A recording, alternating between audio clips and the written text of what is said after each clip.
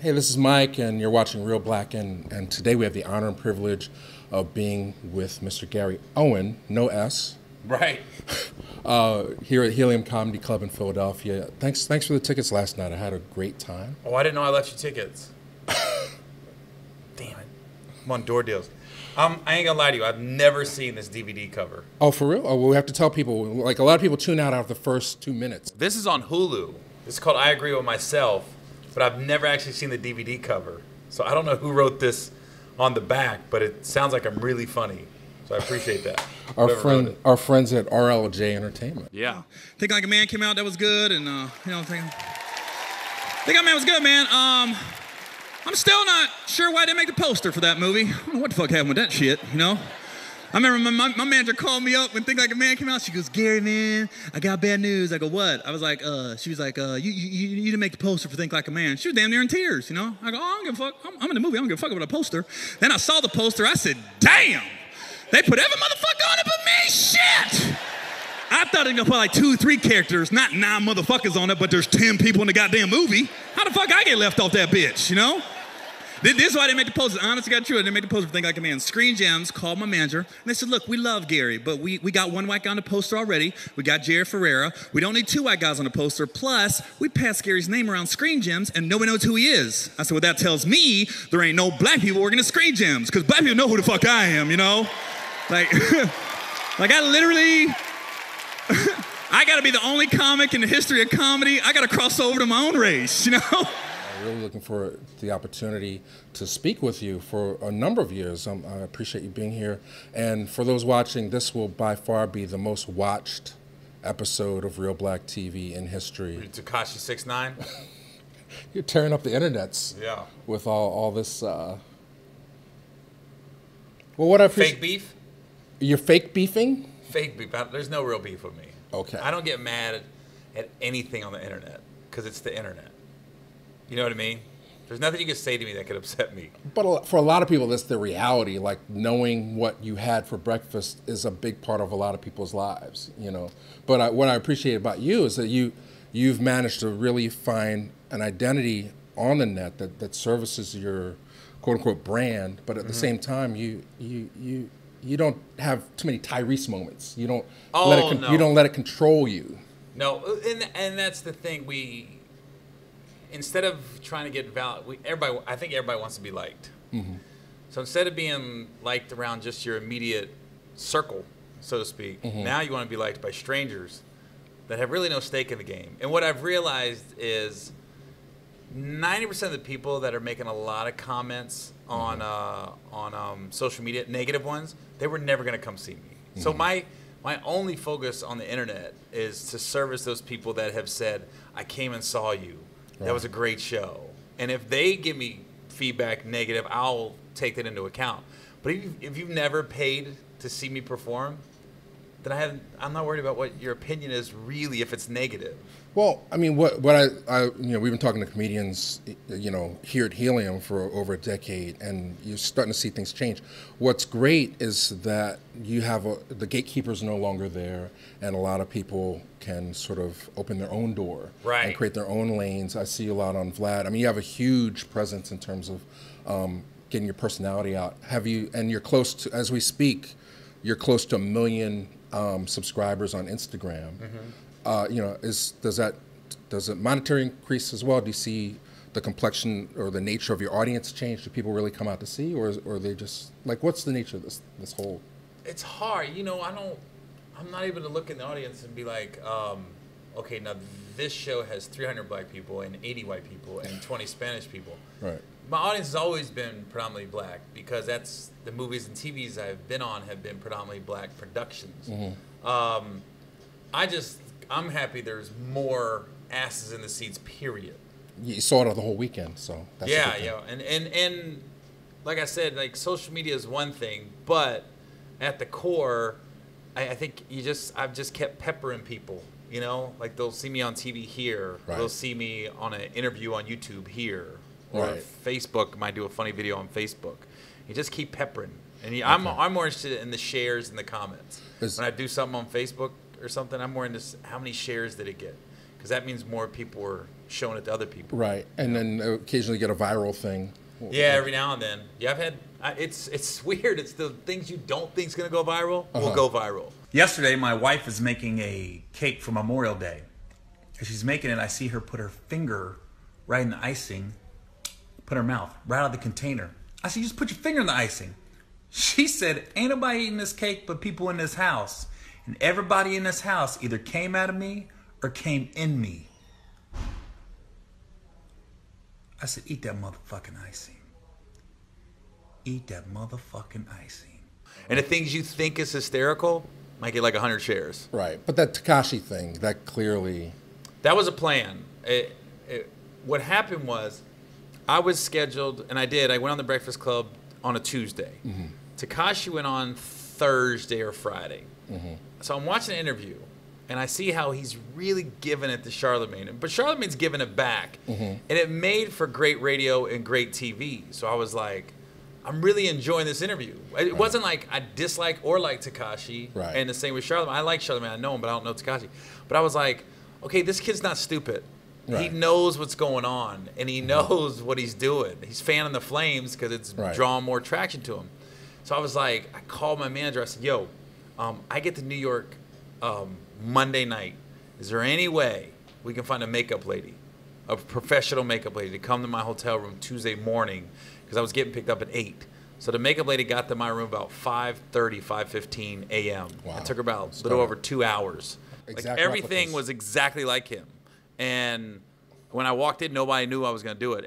I heard some people making comments like, you know, the Breakfast Club was petty for doing that. I go, they didn't do it. I just showed up like him. But you know, they said you were a Crip first, and then now you're Blood. Is there any truth to that? We all Bloods. I'm O positive. What are you?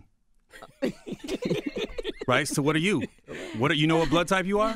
I really don't. What are you? Think about it. I'm A positive. You A. So we ain't in the same gang. So I can't run with you. Because if I get hurt, what's she gonna do? O positive is very rare. Right. So I'm O positive. So I was with the Crips when I realized when you get shot or you get stabbed and blood comes out, Crips can't do nothing for you. But Bloods can help other Bloods. If you O positive, you can help me. But if you O negative, can't do nothing with you.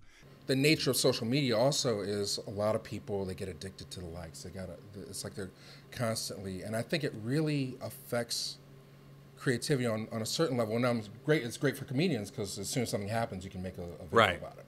But at the same time, do you find it being a drain? Like, you know, to see, like, you know, in my little limited access is sort of like you do one thing, you put everything into it and you think it's good. And then the first comment, if it's not something completely negative, it's love it, give us more. And it's like, well, geez, you know, it comes from a place, doesn't it? Yeah. I don't feel, I'm going to read the comments, but I take them all with a grain of salt. Okay. The negative ones are the funny ones to me. Because I'd be looking at it like, I think you're just mad. Or they're just doing it to get a rise. Okay. You know, because I did a video with my wife where me and Michael Blackson did the fake beef. Yeah. Where I had her say the N-word for me because Michael dared me. Right. And I heard like people be like, they called my wife a bedwench. And I didn't even know what a bedwench was. I had to look it up. And I was like, what are these words? And then what I realized was, okay, if you were upset at that video, but not upset when Chappelle dressed up like a Klans member, then you just mad.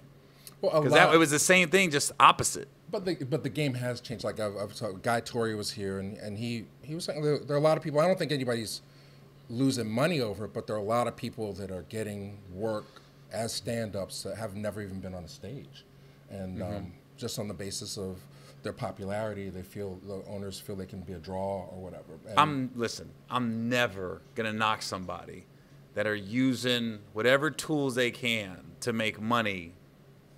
It's on you. So, like, you know, I know a lot of old school comics fought the internet for a long time. They fought Twitter and fought Instagram and fought Facebook. But eventually you got to buy it in because I'm like, dude, that's where we're headed. You know what I mean? So it's like, I'm not mad at somebody because I hear some comics saying, you know, well, they're not ready, though. They're not ready to headline. Right. I was like, you never know when you're ready to headline until you start headlining. My first TV appearance on BET's Comic View, I have been doing stand-up less than a year. Then they offered me the hosting job. No. When I got my first hour special, I didn't have an hour. If you, and I don't know where it's at in the annals of time, but BET's got it somewhere. My jokes were so slow because I was literally looking at the clock at the front of the stage like. And white people, I know we're not the most rhythmic folks in the world. I can dig it. But I figured out our best invention's that strobe light. When the strobe light comes on, we can hang with the brothers. Hey. When the strobe light comes on, doesn't everybody look just like this? If I got a laugh, I milked it till there was not one laugh.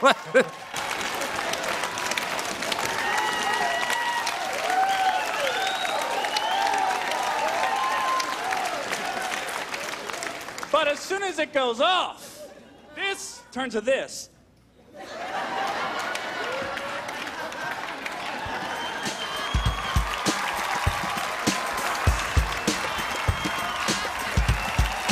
Then I get into the next joke. And then my brain is like, okay, I'm almost there. It was such a relief to get done with that hour because I didn't have it. I was telling jokes I'd never told before.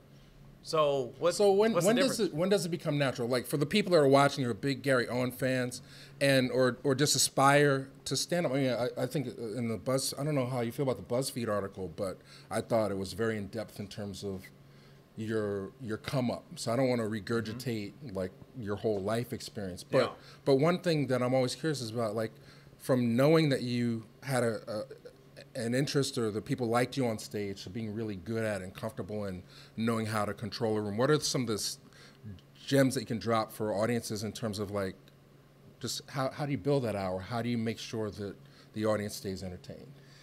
Well, I always tell the guys open up for me. I go, the first thing, you got to have fun. Your job, and I always say my job as a stand-up is to make sure that people leave in a better mood than when they got there. Mm-hmm. That's it. That's all you want to do, leave in a better mood. And with that, it's have fun with them. And if you tell a bad joke, acknowledge it. Not every joke's going to hit. Okay. You're going to tell a bad joke every now and then. That's what comedy clubs are for. Right. But when you tell it and you don't get it, be like, I should have said that earlier or later. And the crowd will go with you. You know what I mean? Once they like you, they like you. And how do you come up with material or write? Like I know a lot of people, they don't even write. They just come on stage with a list. Yeah. I mean, how do you, before you get to a Helium or, be on All-Star Comedy, how do you develop the material? How do you know it's funny? I don't know. I've never written a joke down. Wow. In my life. It's all up here. I'm on stage so much. But I've never, like I have my phone, I might have a word I'll put in my notes. But I've never like written out a joke. That's why it was so hard when I did like, if I do any of the late night talk shows and they want you to send your setup, I set over ahead of time and like write it out. I go, I don't really know. A lot can happen between now and 3 weeks. Right. As we see. I mean, this country now, every day Trump, just when you think he says something else, we just had the royal wedding. Cosby just got convicted. There's so much. Right now, there's always something to talk about, and you have your own distinct perspective on things. Yeah. So let's get into that. Because as we speak today, hopefully when you're watching this, quite frankly, I don't think Trump is going to be in there much longer. But I mean, what are your feelings? He's in. I think 8 years. Oh, I don't know about 8, but he's going to finish his term out. Probably. Because this is what I know. Knowing people that like Trump and knowing people that don't like Trump, there's no middle ground. Nobody's saying Trump's a aight. It's either you hate him or you ride for him. And I know I got family members that ride for Trump.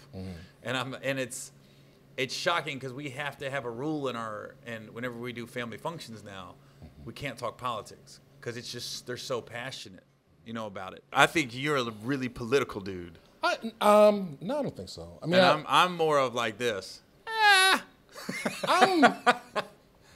Because I see some people get so passionate about politics, and I'm like, I'm not political. I mean, when we did the Dick Gregory interviews, my God, can you imagine? It opened up. Well, that's me. So we opened up this whole audience for people that really want not only to be entertained, but to be more in tune to their consciousness. And I mean, you got to realize what he's been through. Yes. And the era that I grew up in. And if you can get your grandma and your grandpa, please get them. Put them in front of the set and reach up and turn the sound off.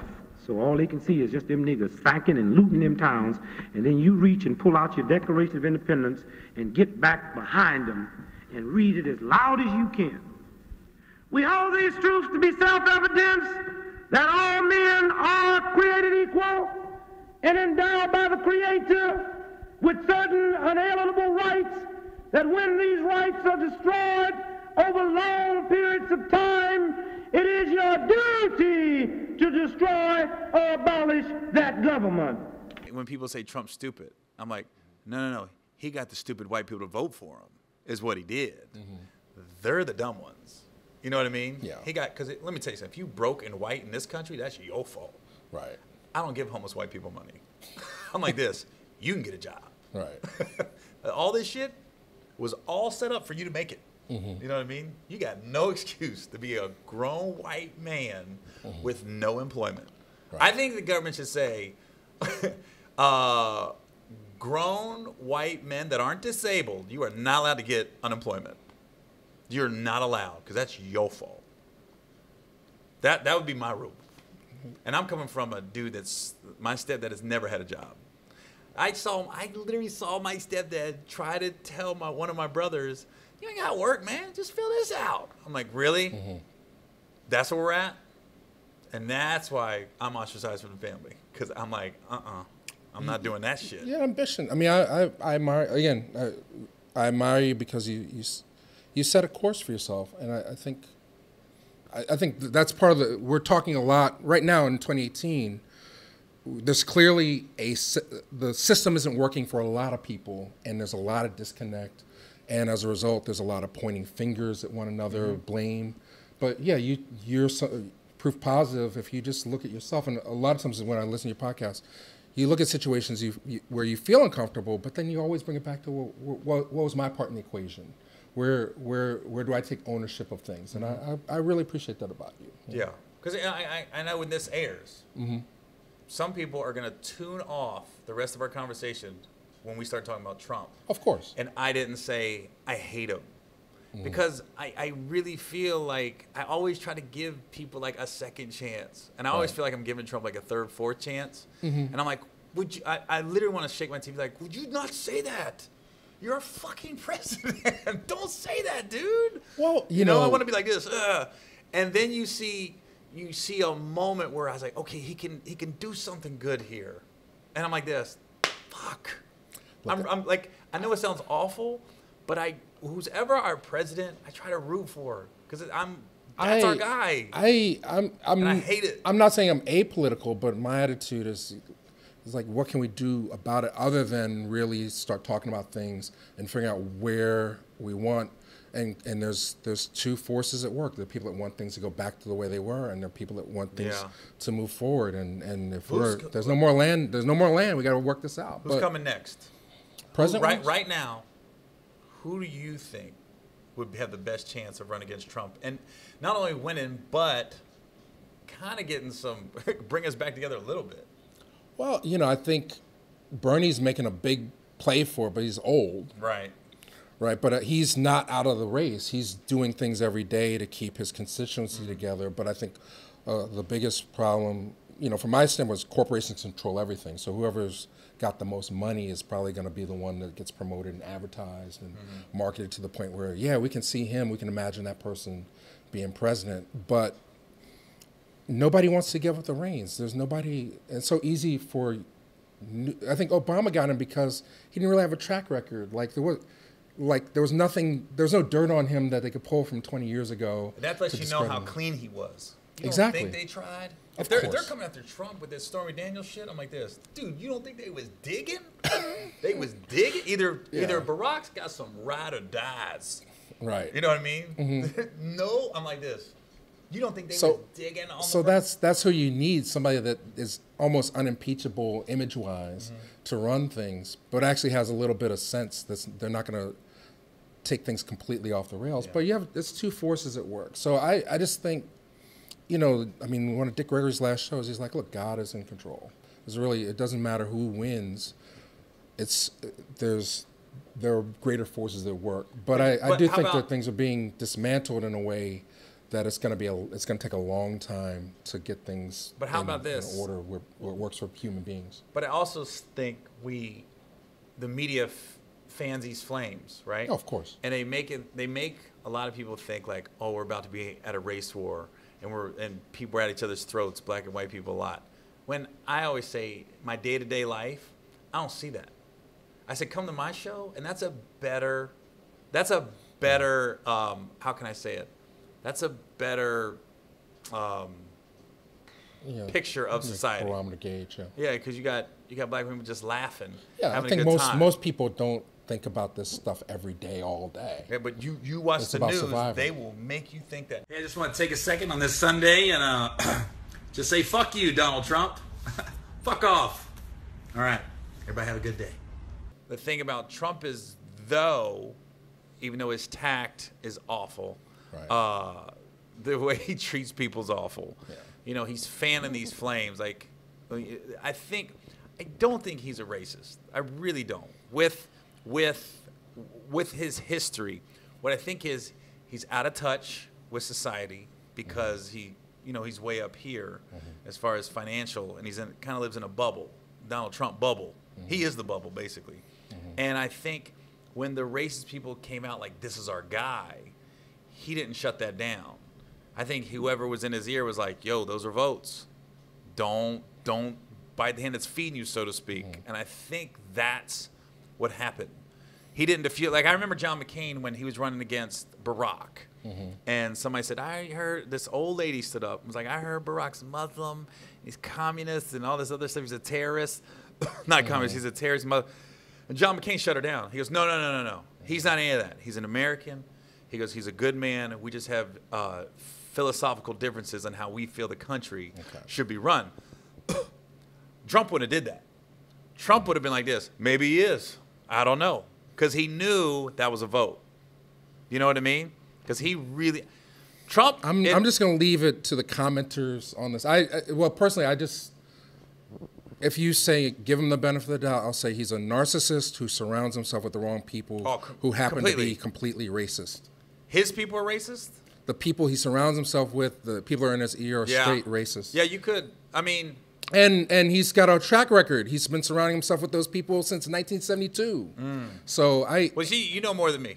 I don't want to get into Because here's the thing. And that's what I say. You can't get into politics I don't want to get about into it. Because the reason he's going to make it 4 years is, as far as the country goes, from what I've been told, business is booming, so to speak. Well, gas Stock is market's up. Yeah. You know what I mean? The powers that be, that put him there, want him to stay there. Right. Don't rock the boat. But I mention all that to say another complete narcissist would be Kanye West, who's got an album about to drop. And he's created some Twitter fervor. He's also living in a bubble. He's out of touch. And the guy at TMZ, just a great response. He's, it doesn't affect you, but it affects the common black guy. Right. You know what I mean? I try to be even keel. Like I can't stand the way Trump does business. Right. But I'm not gonna say he's an idiot. Right. Because where he's at, I'm like, he knew what he was doing. He knew he was gonna surround himself with those, what you say, racist people, but they're powerful people. You know what I mean? That make decisions. And I'm like this. I go, so in that aspect, he got into the White House. Yeah. I mean, at this point, 2 years in, I think Trump was the better option because it's got people talking. It's got people addressing a lot of the issues that have existed since day one here in this country. Yeah, He's for brought real. them all up to the floor. Yeah. So I'm not, we have our own, anybody, you're entitled to your opinion, but I do my thing is, I just try to, I don't know enough about politics to give an educated response. I always say I fall back to D.L. Hughley. Whatever I want to say, DL says it, and I was like, that's what I wanted to say, but I'm not smart enough to say it. I'm going to have to throw my Noam Chomsky questions out. M&M's, plain or peanut? Peanut, not even close. Always peanut. Okay, you're 80s person. So Jody Watley or Janet Jackson? Oh, man, that's a tough one. Janet Jackson. Okay. Janet Jackson. But Miss Jody, Nasty. Jody had some bangers in the 80s. That's right. That's all right. Or Whitney. You put Whitney in there too. I'll still stay take with Janet. Yeah, I'm gonna stick with Janet. All right, Janet's perennial, but I love them all. Black Cat, come on now. We used to listen to that for football games in high school. I would get Black Cat. I didn't even know it was a Janet Jackson song. was like, God, why am I so gaped? All right, we're gonna revoke your card in a second. You've caught up. You took your GED in blackness. Did you get your DNA tested? Are you sure you don't have any? I got a little bit of black. We did on my reality show. Okay. It's like point something one. It's like the Ivory Coast or something. Oh, that's like my Indian blood is like. Yeah. You know they. I don't know where that came from. But it was Some just great grandpa was getting it in. Somebody, and then I know you're from Ohio. Are you gonna be really upset when LeBron comes to the Sixers to help us get that next ring? Well, he ain't coming to Sixers, man. What? He doesn't fit well. I mean, he fits well anywhere, but he's not coming to Philly. Yeah, here's the thing. You have a superstar. You have Ben Simmons. You're grooming him to be that dude, to be LeBron, basically. You don't bring LeBron in now. You're gonna set Ben back. I'm like this. Dude, you have the makings. Because listen, Ben Simmons is who you're building the team around. Yes. Because Joel Embiid's good, but he's going to be hurt. That's just what he's built. You know it's coming. He's not going to play 82 games for the next 10 years. Right. Ben Simmons can. He just needs to work on his outside shot. Which is the one thing you want. If that's the holdup, it's not the court vision. It's not the passing. But he could be LeBron. He's old as shit now. He could be like the Moses Malone to Charles Barkley. I can see it happening.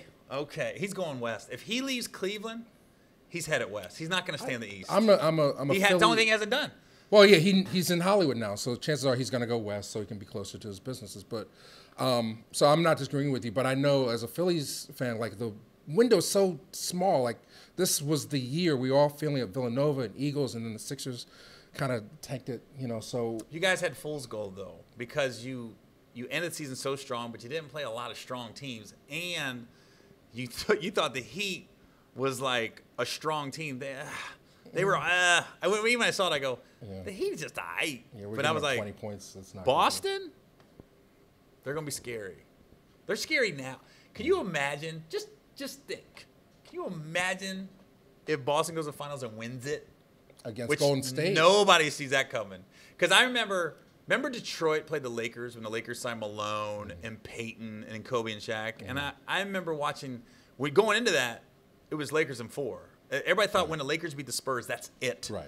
That's the NBA title. And that's how people feel with Houston and Golden State. Could you imagine Boston comes in like the Pistons did that year in 2004? Be like, because I knew halfway through game 1 when I was watching that Lakers-Pistons, I go, oh, shit. These guys can play with them. Yeah. I knew the first half, I was like this, they can play with the Lakers. Because I was a Karl Malone fan. I wanted him to win a ring so bad. Yeah. I loved him in Utah, and I loved him. And we went to the Lakers. I go, finally, I can root for the Lakers. Right. And I was like, well, everybody wants. That's how we felt when the Eagles beat New England this year. Right. So we had that experience, but we just wanted more. We're just greedy. Nobody saw that coming. With a backup quarterback, it was history. It was one and of the best and the crazy part, you outcoached the mad genius. That's what won it for him. The cheater. But anyway, but as soon as the... Are you bitter? Yeah, because Terrell should have had a ring too. As we speak today, the royal wedding happened. Mm-hmm. And any feelings on that? I watched it, and I said that is a perfect example of instead of being afraid of a different culture, embrace it. Because the royal family said, nah, she's half black. Mm-hmm. Embrace that. Tell them bring the choir in. You know what I mean? That was the closest wedding I've seen to coming to America, like a royal wedding. Yeah. You know what I mean? The choir came in, and then they let the black preacher speak, and he took him to church, and it was long, as it should be. You know? Okay. And I was like this. I was like, that's a perfect example of saying, nah, we are going to celebrate who our son's marrying, right, and where she's from and what she's about. Not trying to like push them. No, we can't have that. That's too loud, or that's too vocal. Well, it's definitely a symbol of progress. Doesn't make up for Princess and the Frog. What? They did a black princess. Disney finally made a black princess, but then she was a frog for half the movie. Oh, a lot of black children lost a role model with that experience. But now in real life, I just saw Black Panther. I'm still. So you're like, okay. I was mad I didn't get the part. Oh, you tried out for Black Panther? Oh, I lose so many parts. Well, you lose. I listened to your podcast, and I think a certain percentage is about roles that you got or you didn't get, Hollywood inside stories. I mean, What's the deal there? Why don't we see more Gary Owen movies or more? Why haven't you made your own movie? I think you're super talented. Well, no, this I did myself. Right, but Look at it's the stand-up. credits. I'm saying, like, as an actor, why haven't you pursued that more? No, I pursued it. It's just, you know, it's hard to say. Like I said, this entertainment business is a big temp job. It's up and down. It's a roller coaster. And right now it's crazy because as far as the movies go, I'm probably a little down because I did like 4 huge movies in like 3 years. Right. And then I've done like some smaller independent movies and just, you know, Meet the Blacks. And now we did Meet the Blacks 2, which is a legit movie, Right. but it's not a huge, big budget studio movie. Right. Well, Will Pecker put you on, you know, in that ensemble. Yeah. I'm sure He went to bat for me for real. He's built up more superstar black actors in the last 10 years than anybody, I think. Oh yeah, he's not the sole reason Kevin Hart's where he's at. Right. But he showed, quote unquote, Hollywood, this guy draws in movies, you know? Because I always think Hollywood's always a little bit behind as far as who's really popping as far as stand-ups. Right. Because I'll never forget when I saw Kings of Comedy, and then I saw an article in Variety, and it said, newcomer Bernie Mac gets a TV deal. And I went, newcomer? Yeah. Right? The guy just sold out Universal Amphitheater 2 shows, but he's a newcomer. Right. So that, I was like, oh, they're always a little bit behind. Even Tiffany Haddish. Well, I would say, like, Kevin already had his thing. Okay, go for it. Tiffany was single-handedly Will Packer. Right. More than anything. It wasn't Keanu. It wasn't the Carmichael Show. It was Girls Trip. I see something in you, your personality. We're going to give you the push. Well, she auditioned. She said, I mean, from what I read, she went in 3 times. Right. So she kept coming back. So it wasn't like Will said, boom. Right. She had to earn that part. Good. As a stand-up, like you say, make your own movies. That's harder for me than to do my own stand-up specials. Okay. That's why there's really no excuse anymore for stand-ups not to get their material out there. You can put it on YouTube, you can put it on Facebook, or you can do it yourself and sell it. My last 3 I did myself because I didn't want my credits to be Gary Owen from Think Like a Man. I wanted my credits to be from his Showtime special and now Hulu special. Gotcha. I agree with myself. I got my associates, you know. I'm doing. Before I even got into entertainment, I saw an interview with Mario Van Peebles. He said when he first made some money in this business, he went and bought cameras and film where other guys were buying cars and jewelry. He said, I wanted to do movies to make more movies. I wanted to keep it going. And I went, okay, if I'm ever in a position where I have enough money that I can do that, I'm going to do it. If nobody else is trying to do it for me. Because we go and we pitch every year. We go to Comedy Central, we go to HBO, we go to Netflix. And they say no. I don't get mad about it. It is what it is. Hopefully one day they'll say yes. But I have a good relationship with Showtime that I can go do it myself and then go sell it to them. Right. So you know the prices, so you can always reinvest in your career. And you work every week. Every weekend you're out pretty much. Yeah. And I get sick of telling the same jokes. So that's why I'll get to a point where I'll call my agent and be like, I got to do a special. We got to find a venue. I say, I got to burn this material. I'm getting sick of doing it. And after about a year and a half, I'm done. I'm like, we got to move on. Because I did have some great jokes, but they're timely. You know, like when Trump got into office, I got a joke about how he got elected. I go, it's played now. Okay. It's 2 years old. Well, two more things. So in terms of time base, what's taken over the internet in the last week as we speak has been the Barbecue Becky. And I noticed you didn't say anything about her last night, but you had a lot of internet things. The meme with the woman holding the cell phone. Oh, yeah. The one in Oakland, Lake Merritt. Yeah. Yeah. What's going on? Now, speak for your people. You have to defend white people calling the police on everybody, it seems. Well, see, I think that's the bigger issue that nobody's addressing when they talk about these police shootings and police brutality is you got these people making these phone calls saying, I'm in fear of my life, and somebody has a gun, and they're doing all this threatening stuff, and these cops come in on 20. You know, you got Tamir Rice in Cleveland. Who made that phone call that said there's a guy, a grown man with a gun, waving a gun around in a park, and that cop gets out on 20, and it's a white cop. He's probably already scared of black people, and then he comes out there. I'm like, well, who made a phone call? There's another one. There's a white guy that got killed in Arizona, Mesa, Arizona, at a La Quinta Inn. Again, the phone call was these people were in a jacuzzi. man. And they look up, and this guy had a pellet gun that he sprays on like the grass. And they said they see a guy shooting and waving a gun around out of his window. Right. Cops come, again, cops out of control.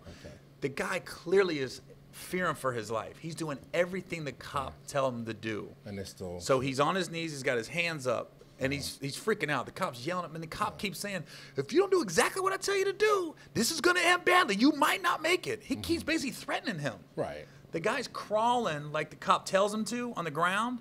And they He still reaches shot him. down because his shorts were falling to pull up his shorts, and they blasted him. And I went, it was it was disgusting to see it. You know what I mean? We see it every day. You know, that's a big issue. But I mean, and I believe that the people that want to be cops, there's this level of infiltration there where they kind of want to have a kill on their record. Here's what I think it is. I think as far as the black-white thing is, you got white cops, and they have no interaction with black people unless black people are at their worst. They don't see black people at Starbucks. They don't see black people at a basketball game or a football game and talk to them. Right. And then you put them in areas that they're not familiar with, and they've been watching the news, so they're already scared of this neighborhood they're in. Right. So then they have no rapport with the community, and then when they leave, they go home to a white community, and you're like this.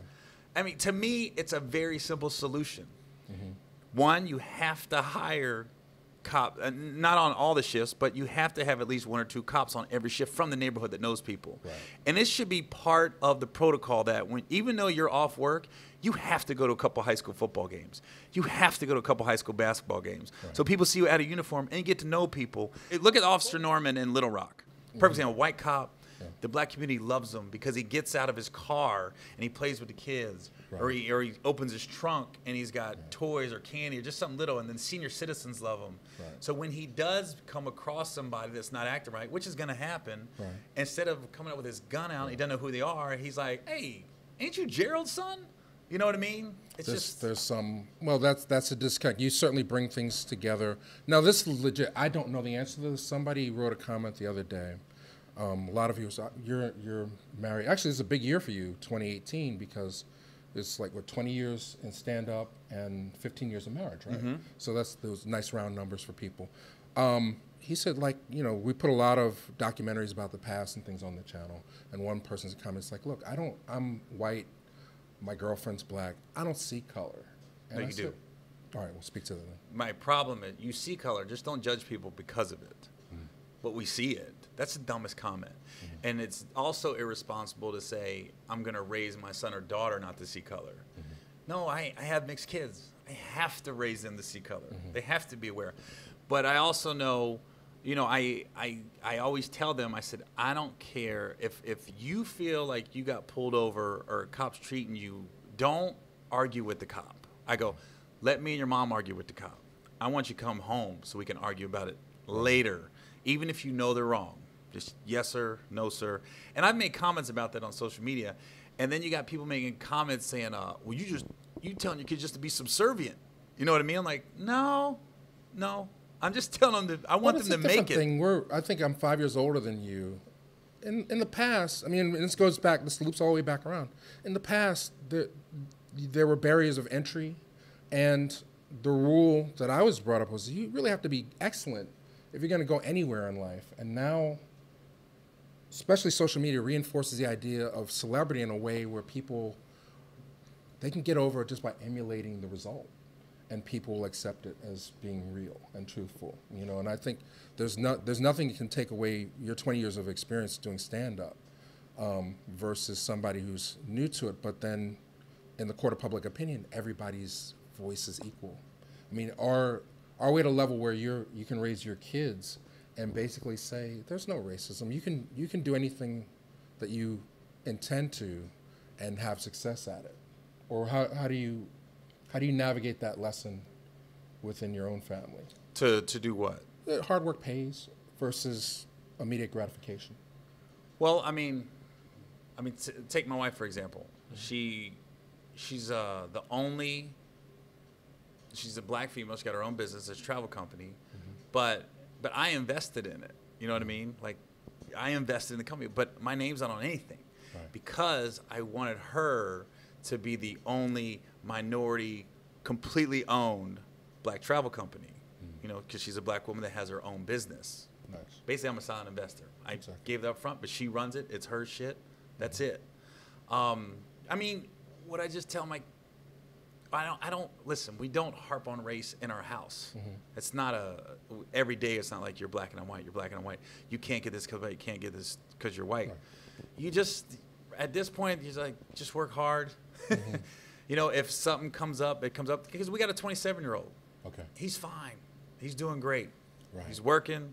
Got a lot of friends. He got pulled over by the cop. A perfect example. He got pulled over by the cops one time, and you know, he gets out of the car, and literally the cop was like, in our neighborhood, which, why'd he get pulled over? He's got dreads. He's a black kid in a nice neighborhood. We're like, When he gives him the address, he didn't have his driver's license on him. The cop brought him to our house just to make sure he was telling the truth. Yes. And then the cop comes, and I have a conversation with the cop, and he was like, you know, he goes, I don't know what it is about your son, but I just like him. He had a good interaction with a cop that probably pulled him over for no reason. Okay. You know what I mean? But he handled himself in a way that the cop was like, But that's the thing. Right. Now we know the cop. Did he tell the cop? Did he tell your son, I like you, or did he save it for you? Oh yeah, no, he told him. Okay, all right, because Yeah, yeah. that code stuff also kind of bothers No, me. but the thing about it, it was a cool moment because now we know the cop. Okay. He knows us, and maybe it was a teaching moment for the cop. Oh, always maybe has to be. maybe his interaction with our son, he won't rush to judgment. Next black guy he pulls over. You know what I mean? That's how I looked at it. Maybe he was like, oh, okay, that's what I'm hoping. I'm not in. So what I said to the guys, like, look, you're in an interracial relationship, and you see her as a beautiful woman. You connect with her soul. That's important. But then the next part of it is like, I don't know why everybody's all caught up in it. It's like, well, you're not in that skin. Like, black people, unfortunately, we have to think about that more frequently, if not all the time.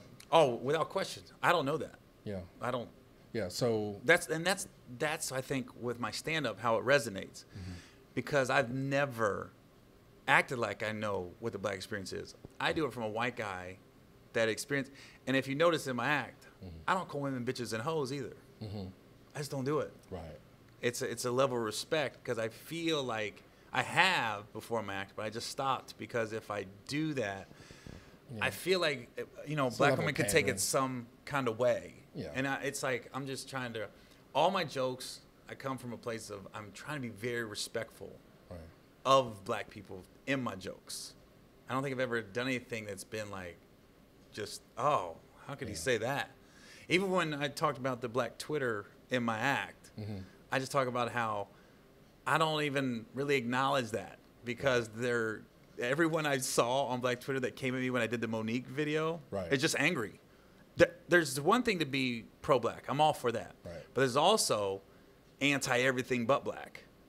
I'm like this. That's the people that I see come at me when I do anything racial on the internet. I'm like, oh, you just don't like anybody or anything that isn't black. I'm like this. What's that going to accomplish? What's worse? Yeah. Well, I'm just. Well, you talk about it on your podcast. I mean, you've suffered the brunt of being pigeonholed and labeled a certain type of comedian because you cater to a predominantly black audience. Right. And you you have some level of discrimination, I would think. Or I mean, you're talking about you're talking about level of discrimination. in terms of how people perceive you. Even like I think what you're saying, like in the comments, like people, they base their reaction on a persona they got from the movies. They may not have been exposed to your whole body of work. You know. Well, So, I think Will Packer said it best in the BuzzFeed article. He said, where I'm at is they just don't know what to do with me. They're like, how is this white guy that doesn't act like he's quote unquote black, or I should say hip hop, not black? Because every time people say that you talk black, I go, oh, I talk in City Poitier. Thank you so much. I talk like Barack Obama. But they don't know what to do with me. Right. Like he's like, what it is, it's like the unknown. It's like, okay, the white guy is just himself on stage and off stage. Right. But the black people like him, and they can't figure out why. Instead of just saying, Like when I showcased for Comedy Central, and the showcase was great, and I talked to the Comedy Central guy for an hour after the showcase, and I literally looked at my mirror like, I think we got it. I think we finally got the special, and the response was, look, Gary's funny and he connects with his audience. We're not sure he's right for our audience. Which is the Monique thing. It's like somebody eventually, no matter how hard you work, there's always gonna be somebody there to assess the value of what you stand for. But you're saying you have the right to reject it. You say, I can refuse that offer. I can just do it myself. I know where my fans are, and I think that's the value of where we are today in terms of the internet. Yeah, and you're looking, and it's funny when people talk about it, they're acting like I got this hard, tragic life. It's a great life. You know, I do great on the road. Financially, I'm fine. Right. I'm just like, this isn't a struggle like that. It's almost, it reminds me of when Mel Gibson did Passion of the Christ, and they said, God, you put up like $20 million of your own money. He goes, it wasn't my last $20 million. Gotcha. There's a huge difference between. You're not making these to prove a point. You're making these so your fans have something to consume. Well, it's these jokes out of the way. Yeah. Well, it's for me. It keeps me relevant. This isn't about making the money off this. This is making so people see me, so I make more money on the road. Because my how I live my life, how I budget everything, and the things I buy, and how I live, is off stand-up money. I always say the TV and movie money is just bonus. I'm like, what? You know what I mean? Like, whoa, I didn't expect that residual check to come in the mail. And so that's just extra. Like, so everything I do with this, it all channels back into going on the road and touring. That's why I do this stuff. So Gary Owen is not just a businessman; he's a businessman.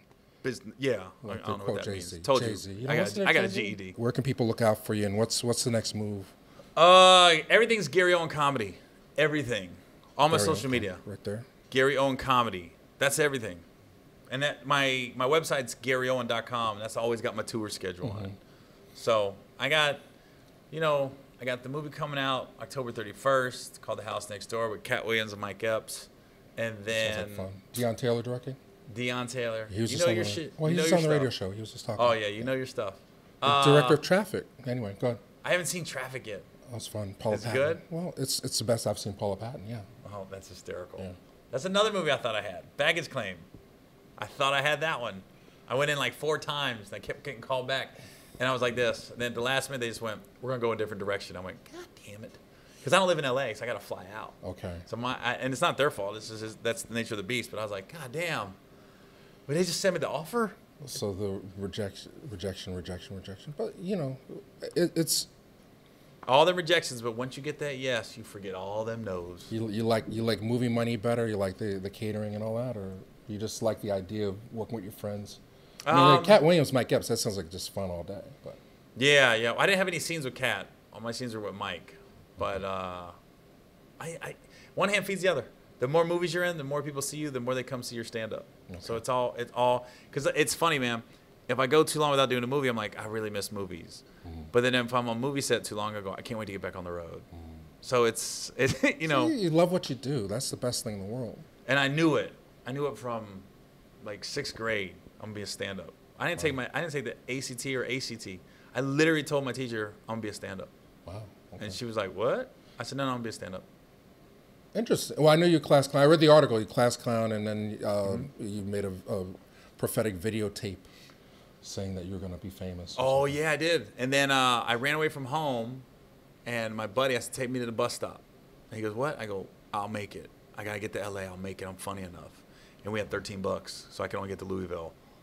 I didn't know Greyhound was that expensive. They don't show that in the movies. So you end up in Louisville telling jokes? No, I didn't get on the bus. I just went back to the trailer. I go, I'll just wait. But I was trying to run away. I was like this, I'll make it, Derek. I'll make it. I remember telling him, we're driving downtown and say, I'll fucking make it, man. Was it that freaking horrible in the trailer parks? I mean, you sound like the Officer and a Gentleman guy. I got nowhere else to go. Oh, yeah, that was, you know, my stepdad is like, I call him like, I could see how like a guy, you always wonder how a guy like Hitler could command all those people. And my stepdad, he's like Hitler, but he's got 4. Wow. He's got followers of 4 that do whatever he says. And I broke away. And now I'm ostracized from the family because of that. Okay. You know what I mean? Give final word advice, either relation advice or just career advice for our fans. And For stand-up, I would just say if you're getting in this business, the best way to keep working, if you're on the road or you're just getting out there, be on time and do your time. That you'll always work. If you show up on time and you just do your time. If your time is 20, do 20. Don't do 25, 30 and be like, I lost track of time. I'll be like this. Because I've worked with guys I thought were really funny. I said, ooh, I really want to work with this guy. And then he went long. And I went, you can go long once or twice, but say you went long. Respect for all the other people. When you try to tell me you didn't go long, and I'm like, dude, I got the watch. I'm up next. There's lights. There's all I can't kinds work of with things. you anymore. Yeah. You know what I mean? I'll never tell you what jokes to tell. Be funny as hell. I don't care. Yeah, say he's back here. He's waiting. Just be on time. And we're over. I don't abuse it because I want to talk to you again next time you're here. But relationship advice. I know you're 15. Never. Relationship's easy. Well, never. let me say, 15 years of marriage. Listen to this man. Yeah. Never compare your relationship with anybody else's, because you don't know what's going on behind closed doors. And I always say my wife's the kiss of death to a relationship. As soon as she says I like them, I'm like, uh-oh, they're done. Everybody, I mean, it is down the line. I'm like, dude, I told her, I said, you're a Black Widow. As soon as you're like, I like them. See, that's a good couple. Channing Tatum, gone. Russell Simmons, gone. I'm like this. Kenya, stop. Don't ever say anything about Barack and Michelle. Please. I don't want them to break up. Just say they're okay. Don't be like, I love the relationship. Because everybody she says that to. But that is the key. Never compare your relationship to somebody else's relationship. Because that's what we get caught up. Right. Well, he does this for her. But look how he's holding her hand. Look at this. I'm like, dude. They might have just had a conversation because he got caught. So, of course, he's going to hold her hand with passion right now. You don't know what that hand holding means. Mm-hmm. So that's all I would say. You know what the you doing. That hurt. I don't know much, but I know black women. It's a gift. Hey, what's up? I'm Gary Owen. You're watching Real Black.